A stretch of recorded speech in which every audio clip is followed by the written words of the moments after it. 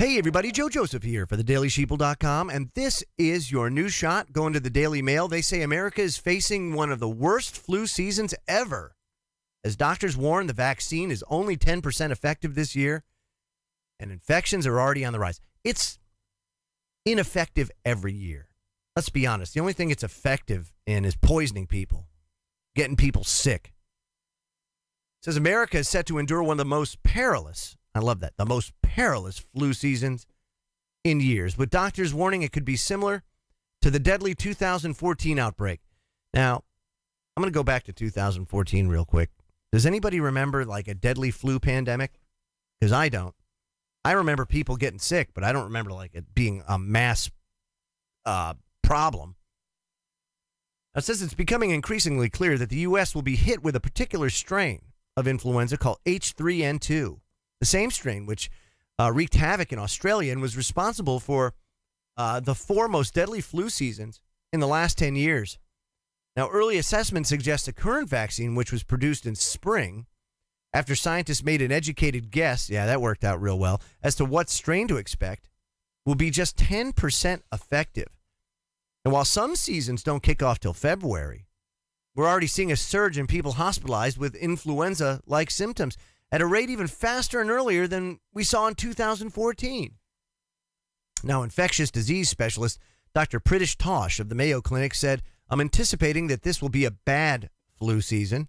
He continues to say, reports from other developed countries suggest suboptimal vaccine efficiency, and we're still waiting to see which strain will predominate the U.S., but he's expecting H3N2. Four most deadly flu seasons of the last 10 years. In the winters of 2003 and 2004, 2007, 2008, 2013, and 2015 were H3N2 seasons, each with a particular version of that flu type. And although H3N2 is not as virulent as some other strains of the flu, it mutates very easily, making it stronger against the body's immune system. Now, in 2014, 147 children died of the flu, most of them from a particular strain, H3N2. By the end of the year, the CDC declared an epidemic, and I didn't get that memo, which, with more than 20 deaths in just a few weeks before Christmas that year. As officials rushed to contain the outbreak, the CDC admitted that in 2014, the vaccine did not protect well against H3N2, and during that season, it had just a 7% chance of protection. So this year, not so different. Not so different. And that's not to say the problem with the flu vaccine, first of all, is it's toxic. Second of all, the numbers are skewed because they lump in pneumonia with the flu when they measure this, the CDC, and you get a very, very inflated number because most people get pneumonia. They don't get the flu. Very few people actually get the flu. You know, that's something to understand. It's not as common as people are led to believe.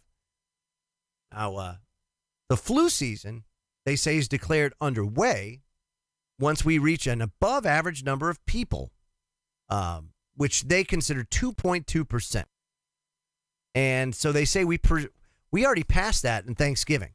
Now, remember, the flu season normally kicks off around February or so. We're already there, and it's November. So there's a reason why these people are sounding the alarm. Do I think it's going to be a pandemic? Absolutely not. But officials figure that this year's outbreak could result in about 370 deaths or so, give or take. But you're going to look at hundreds of, they say about 100,000 cases, even more than that. But again, statistics are flawed because they lump in your flu with pneumonia. And those are two distinctly different diseases, and they should be tracked separately. But if they tracked them separately, you wouldn't have the numbers to justify mass vaccination like they do. And then look at all these pharmacies, especially the big box pharmacies that have incentivized getting vaccines. I guess it's not enough that they just have them available. No, they have to give you $5 and $10 coupons to the store if you get the vaccine. So not only is it free, but now we're going to give you $5 or $10 because they make so much money on these vaccines. It's ridiculous, and that's all it's about. It has nothing to do with making you better. It has everything to do with the money. Because remember, folks, there's no money in cures. I'm Joe Joseph. This was thedailysheeple.com's News Shot. Feel free to comment below and visit our website at thedailysheeple.com. Hashtag wake the flock up. Have a great day, everybody.